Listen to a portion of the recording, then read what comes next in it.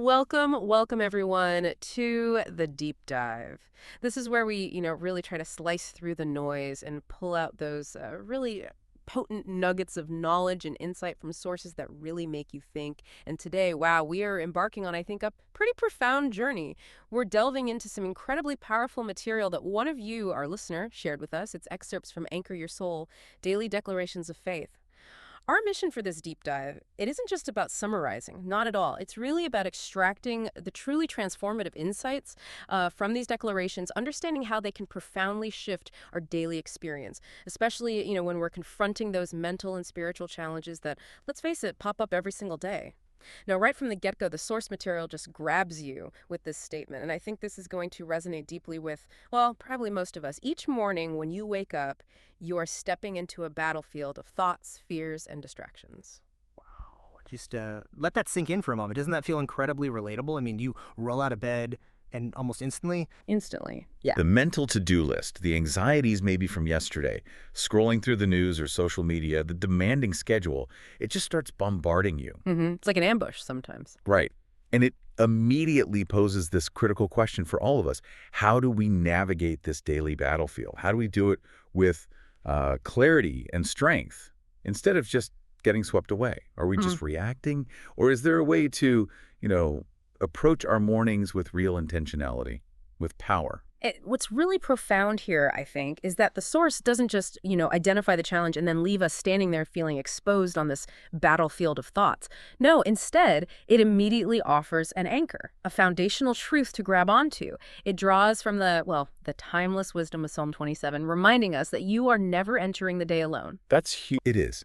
Think about a time when you felt utterly isolated, maybe facing just a mountain of tasks or a huge decision or an emotional weight that felt way too heavy. This declaration, it just flips that feeling completely on its head. And it's not just a comforting thought like a nice platitude. It's presented as a strategic deployment of, divine presence. Okay. God himself goes before you. And it specifies three incredibly powerful, practical ways as your light, your salvation, and your strength. So throughout this deep dive, we're going to unpack each of these declarations in detail. We'll explore not just the, theological meaning, but precisely how actively embracing them, speaking them, can set an incredibly powerful, truly transformative tone for your whole day. Right, not just theory, but practice. Exactly. Let's be really clear. This isn't about abstract theological ideas just for, academic study. This is about practical, actionable declarations. Things that when you really engage with them, when you speak them over your life, they can profoundly shift your mindset, your daily experience. So we're talking real, tangible impact. Absolutely. A real impact on how you face challenges, how you manage stress, how you make decisions, and ultimately how you find that genuine peace, even when things feel chaotic. It's about equipping you, the listener, to navigate that morning battlefield, not as like a casualty, Right. but as someone who is divinely armored and guided. Okay, let's dig into that. Anchoring your day, the power of these morning declarations. First, this idea of the morning battlefield and intentionality, that framing battlefield. It feels incredibly apt, doesn't it? It does, yeah. For many of us, maybe it resonates more deeply than we'd like to admit. You wake up and it's not just the external stuff rushing in, there are those internal whispers too, right? Insecurity, replaying mistakes, the pressure to perform, or just that heavy feeling, that lethargy trying to keep you down. I really want you, our listener, to just reflect for a moment. Think about your own typical morning. How often is it truly intentional, consciously chosen? And how often is it just shaped by those immediate pressures, the phone buzzing, the news feed, the alarm clock's tyranny? Internal anxieties. Yeah. Or those nagging internal anxieties. Are you actually dictating the terms of your day? Or is the day dictating you? Are you stepping onto that battlefield with the strategy or just, reacting to the first arrow that flies your way? And that really raises an important question, doesn't it, about personal agency, spiritual sovereignty, even in those critical first few moments. The source material, it emphasizes this crucial pause, almost like creating a sacred space. Okay. It says, before the world rushes in to shape your day. Now, this isn't just like a gentle suggestion. It's framed as a critical moment for intentional choice. The decision point. Exactly. This pause is where your spirit can actively declare who your God is, putting him right at the forefront of your consciousness before anything else gets a foothold. Think of it like consciously setting a boundary around your mind and emotions, a spiritual firewall maybe. I like that, a firewall. Yeah, guarding against that immediate flood of negative news or social media comparisons or the anxieties that typically try to hijack your morning. And the transformative power here is that when he becomes your primary focus, something profound happens inside. Fear loses its grip and courage rises within you. Wow. This intentional act, this moment of declaration, it actively builds an inner resilience. It prepares you for whatever the day might throw at you. It's choosing to define your day by divine truth, not by, all the worldly noise. Absolutely. And the source makes that even more explicit. It says, declaring God is my light at the start of your day is not just a phrase. It's a decision that sets the tone for everything that follows. I really want to underscore that word, decision. It's not passive. It's not just hoping for a good day or wishing things were different. It's an active, conscious choice you make, a foundational commitment that then ideally informs every thought, every interaction, every challenge that comes up. When you talk about it being a decision, what's really at stake if someone doesn't actively choose this? What's the practical downside of just letting the day dictate you, as you said? Well, that's a vital question, isn't it? Yeah. If you don't make that conscious decision, you essentially leave your spirit, unprotected. Yeah. Your mind untethered. You become highly susceptible to whatever external pressures or internal anxieties happen to be shouting the loudest at that moment. So you're just reactive. Exactly. The practical consequence is often a day marked by reactivity, anxiety, feeling constantly behind or overwhelmed. You're way more likely to feel lost when making choices, or swayed by what other people think, or even just paralyzed by fear. By contrast, making that conscious decision, declaring God as your light, it's like choosing your compass direction and sort of fortifying your position before you even step onto that daily battlefield.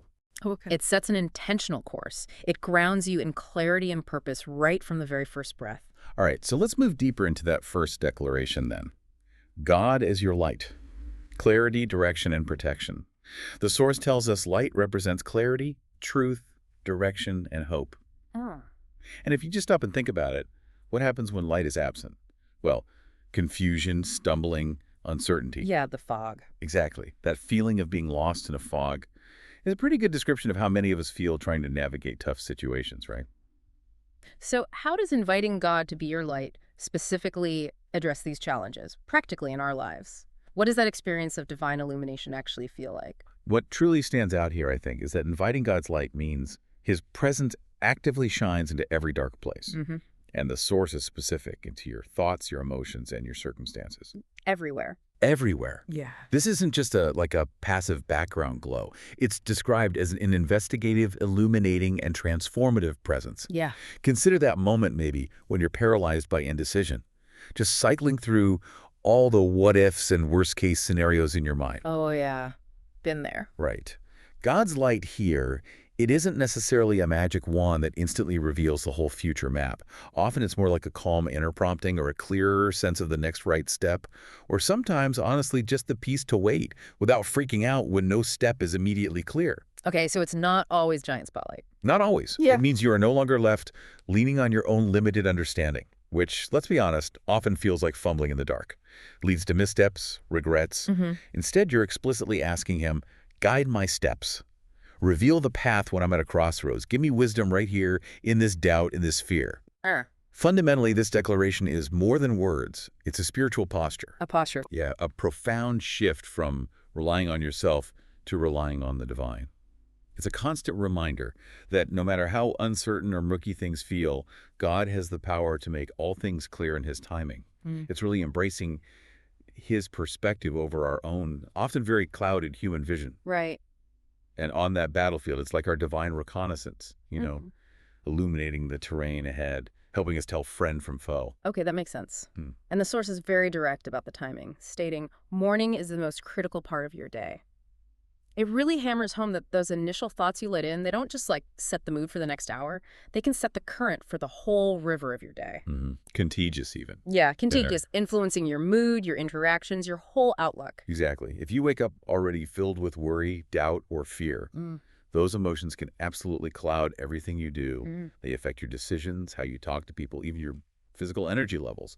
They create this heavy, oppressive atmosphere like a thick fog rolling in. Yeah. But the source says, when you begin the day by declaring, God is my light, you are actively choosing faith over fear, truth over lies.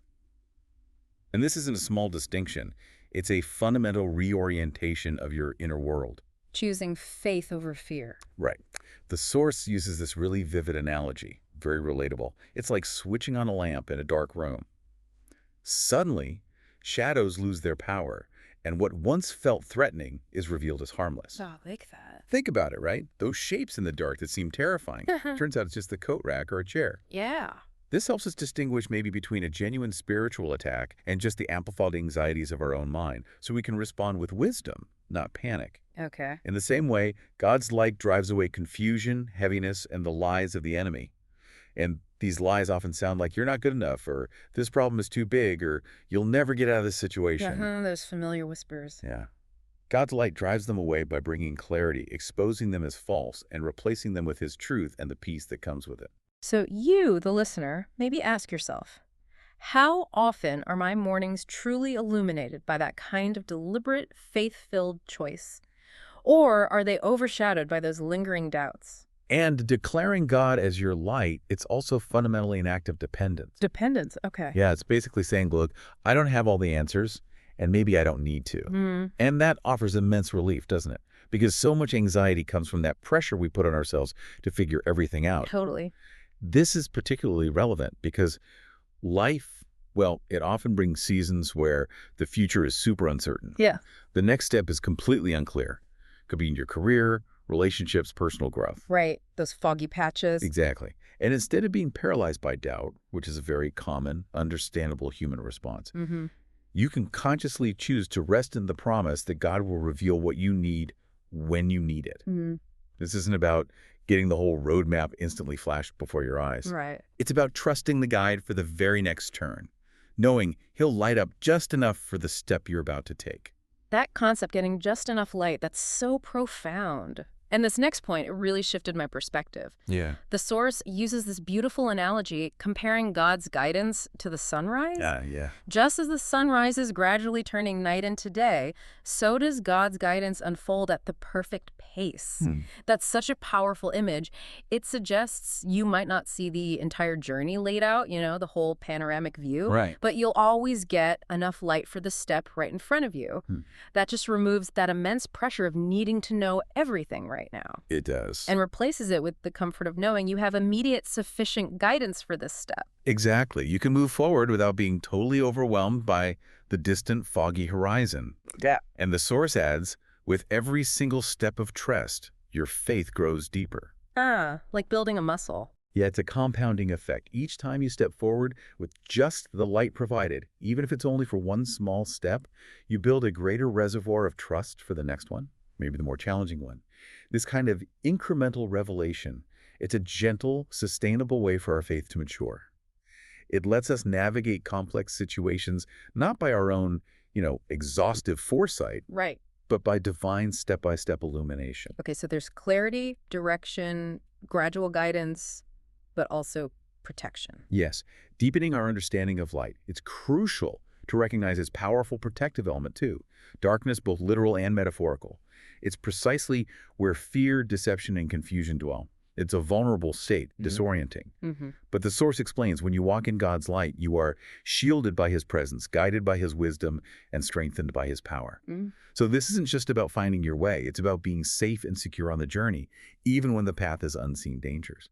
That's a truly powerful point, the assurance that light exposes what is hidden and removes the power of the unseen, which means God actively uncovers lies, protects you from hidden traps, and shields you from harm. That's incredibly comforting, isn't it? The thought that there's a divine hand working behind the scenes, revealing dangers you might not even see, neutralizing threats before they can fully form. It really is. And the impact on your peace of mind, your boldness in daily life, it's immense. This profound awareness, it allows you to walk with confidence, not because the path is suddenly easy or free of challenges, Right. but because nothing is hidden from His eyes. Think about the implications of that, especially in the context of our daily battlefield. Every plan designed against you, every scheme meant to harm you, is already exposed in His presence. Wow. Exposed. Yeah, it doesn't mean opposition won't come, but it means you're never truly caught unaware by a surprise attack from the shadows. And that profound assurance, it enables you to live boldly and peacefully, unburdened by that constant nagging worry about unseen threats. Yeah. And The source gives us a very specific declaration to kind of internalize this truth, a call to actively engage. God, you are my light. Shine in my mind, in my heart, and in my decisions today. These words, when you speak them, they don't just like request light, they actively align your spirit with heaven's perspective. Align your spirit. Okay. Which means consciously lifting your gaze from the immediate, overwhelming details of your situation and reminding yourself of God's bigger picture, his character, his promises, his ultimate control. Swapping the worm's eye view for the bird's eye view. Exactly. That's a great way to put it. It serves as this potent reminder that clarity is available, guidance is certain, and protection is guaranteed. And what a picture that paints. You don't step into the day confused or fumbling or unaware. Instead, you walk as a child of the King, carrying his light within you. And that's not just a title, right? It's an identity that empowers you. That light, the source says, not only guides you, but also shines through you, touching everyone you encounter. So it transforms your internal experience, lighting your path, but it also radiates outwards, impacts your interactions, your influence. Yeah, absolutely. And to conclude this section with that really powerful imagery from the source, as the sun rises each day, let it be a symbol of God's faithful light rising in you. When you declare him as your light, you declare that no darkness has power over you, no confusion can keep you bound. It's a daily renewal, a fresh start, empowered by a light that just pushes back all of the shadows, making you not just a survivor on the battlefield, but actually a beacon. A beacon, I like that. Okay, so that's light. Let's move to the other unshakable foundations. Salvation and strength. First, God is your salvation. Bringing this all together, the source makes this crucial point that salvation is not only about eternity, it is also about the here and now. Big one. Yeah, that's a profound shift for a lot of people, I think, who might traditionally only think of salvation in terms of, the afterlife. It's not just a future promise, it's a present reality. So what does that look like in daily life? How does this idea of salvation in the here and now actually show up when you're facing, a tough negotiation at work or a difficult conversation at home or just an overwhelming personal struggle? Well, stepping back for a moment, salvation in this specific context is defined very practically. It means deliverance, rescue, safety, and protection. Okay, practical words. Very practical. And this isn't just about physical safety, though that can be part of it. It's more an overarching spiritual and emotional safeguarding. It means deliverance from the grip of anxiety, rescue from the trap of self-condemnation, protection from the assault of internal doubt. Right, those daily battles. Exactly. So reminding yourself each morning that God is your salvation isn't just some theological exercise. It's a powerful daily affirmation that no battle, limitation, or fear can hold you back. You are actively placing yourself under a divine covering, reminding your own spirit that you are covered by his saving power. Okay. Which means, in the face of those daily anxieties or obstacles, whether they're mental, emotional, circumstantial, you are not vulnerable and exposed. You are divinely secured. So on our daily battlefield, this declaration is like our shield. It's our impenetrable shield, yeah. And maybe even our strategic escape route. It ensures we're never truly cornered or overwhelmed. All right, but whose power are we talking about here? And that's vital to clarify. The source stresses, it is not your strength that saves you, but his. It is not your ability that rescues you, but his faithfulness. This is a critical distinction, separating our limited human capacity from his boundless divine power. Speaking these words aloud each morning, it literally silences fear and reassures your soul that God is the one fighting for you. And that reassurance, it doesn't just calm you down a bit, it actively removes that immense burden of self-reliance, especially when you're facing what feels like overwhelming odds. It's a profound relief. That's a point so many of us desperately need to hear, I think. Yeah. Because life will always bring challenges. Those moments where problems feel utterly overwhelming, where anxiety just spikes, and situations seem impossible to solve on our own. We all hit those walls. We all do. So how does this specific declaration, God is my salvation, genuinely help us navigate those seemingly impossible moments? What does that shift actually feel like inside? What's really fascinating is how the source describes it. Declaring God is my salvation actively rejects the lie that you are powerless or alone. Rejecting the lie. Okay. Yeah, it's a proactive proclamation. There is a deliverer greater than any storm, pit, or chain that he will bring you through. And this shift in perspective, it's incredibly powerful. It literally lifts your eyes off your problems and places them on the God who holds victory in his hands. Shifting your focus. Completely. When your focus shifts from the sheer size of your problem, which Mhm. often feels like staring at an insurmountable mountain, Right. to the omnipotence of your God, Mm. it allows you to face the day with boldness rather than fear. Because you know the ultimate outcome isn't riding on your limited capacity, but on his infinite power. So the feeling is relief. Confidence. It's the tangible feeling of a heavy weight being lifted from your shoulders, yeah. Replaced by a kind of quiet, determined confidence. Okay. And this ties into breaking the grip of fear, too. Exactly. Expanding on that. Fear thrives precisely when we forget who is protecting us, when we imagine ourselves vulnerable and exposed. It's a psychological tactic, a spiritual one too, maybe, designed to paralyze and isolate. But the declaration of salvation intrinsically means safety. It means you are not unprotected. You are covered by a divine protector. And the source provides such a powerful promise here, echoing, ancient wisdom. Even when weapons are formed against you, they will not prosper because God himself is your defender. That's profoundly reassuring in a world that often feels pretty threatening. Opposition can come from so many directions, seen and unseen. It is indeed. And the beauty of it is in the daily practice, the consistent application. Each morning as you speak this declaration, you are placing a wall of faith around your heart and mind, actively reminding yourself that you are never without covering, never without hope, never without rescue. Building that wall daily. Yeah, this consistent intentional affirmation causes fear to incrementally lose its hold, bit by bit, allowing faith to rise in its place. Internally, this feels like a tightening grip of certainty when fear tries to spread its icy fingers, like a calm voice overriding a rising panic. It's a deliberate protective act you undertake for your own spirit, fortifying your inner defenses against that daily onslaught. But what's the basis for this salvation? Is it something we achieve? And that raises a really important question about the nature of this salvation. The source underscores. Salvation is not something you earn. It is a gift. A gift, not earned. Critical distinction, especially in our performance-driven world. You declare it not because you have done everything right. You declare it because his grace is enough, his mercy is new every morning, and his love never fails. Yeah. This just shifts the entire paradigm, doesn't it? From a performance-based acceptance where you're constantly trying to measure up Yeah, the treadmill. to a grace-based security. And when the source talks about his finished work, it's referring to what Christ accomplished. It means the ultimate price has been paid, so your worthiness isn't something you have to scramble to earn each day. It's freely given, eternally secure. That truth, that it's a gift, not earned, Yeah. that must bring such incredible freedom. It liberates you from that shame and guilt that so often weighs us down, right? Those whispers from the past trying to define our present. What does that experience feel like? To walk in confidence, not condemnation, knowing your worth isn't tied to your daily scorecard. Oh, the experience is profoundly liberating. Yeah. It allows you to walk in confidence, not condemnation, stepping into the day unburdened by the past, because your salvation does not rest on your performance. It rests on his finished work. I mean, you're free from that relentless internal judge, free from the constant striving to be good enough. You wake up with a clean slate, knowing you are fully accepted and loved, and that empowers you to engage with the day's challenges from a place of security, Yeah. rather than desperately trying to prove your worth. Yeah. It's a powerful foundation for a fresh start every single day. Okay, so it's a present reality, a gift. What about those times when you feel really stuck?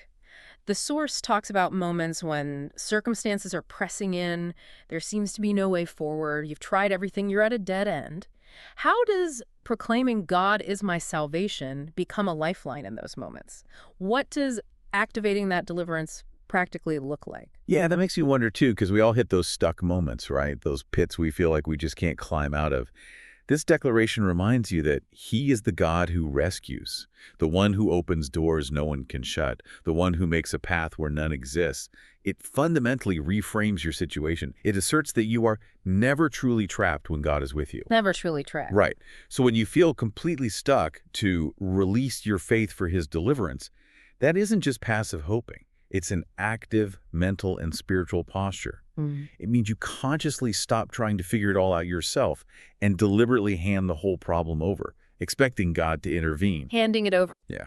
It's a shift from, okay, I have to solve this mess, to God will solve this and I'll cooperate with his leading, no matter how impossible things look. You're tapping into a divine solution beyond your own sight or ability. Okay. And furthermore, proclaiming God as your salvation also points your heart toward eternal hope. This is the ultimate safety net, right? No matter what happens in this life, your ultimate future is secure in Him. And that assurance brings a peace the world cannot give, affirming that storms may rage, but you are safe in His hands. It offers this enduring, unshakable peace that goes way beyond just your immediate circumstances. So to really silence that fear with faith, the source gives us this specific declaration, like a battle cry for your spirit. God is my salvation. He rescues me. He protects me. He delivers me from fear, from danger, from limitation. I don't know for words. And it stresses these are not empty words. They carry truth and power. They shape how you think, how you move, and how you face the challenges ahead. It sounds like an active transformation from the inside out, equipping you to move from just defense to actual triumph on your daily battlefield. Beautiful quote. Yeah. Okay, so that's salvation. What about the third pillar? God as your strength. Right. So when you proclaim God as your strength, you are making this really clear declarative statement that your life is not carried by your own limited ability, but by the unlimited power of the Almighty. Unlimited power. Yeah. And this is a crucial distinction, especially in a world that constantly tells us, pull yourself up by your bootstraps. Yeah. Grit and grind. Hustle culture. Totally. So before you even face the daily demands, that overwhelming workload, the challenges of raising a family, the weight of responsibilities, even the quiet struggles inside your own heart, you're reminding yourself up front, I am not moving forward in weakness. Instead, you are deliberately drawing from a well that never runs dry, a boundless source of courage and resilience that comes directly from God Himself. Okay. It's about tapping into a power far greater, far more sustainable than your own often fleeting willpower. Right. This next point really shifts my perspective again. The source states this declaration shifts your mindset from striving to resting. That sounds almost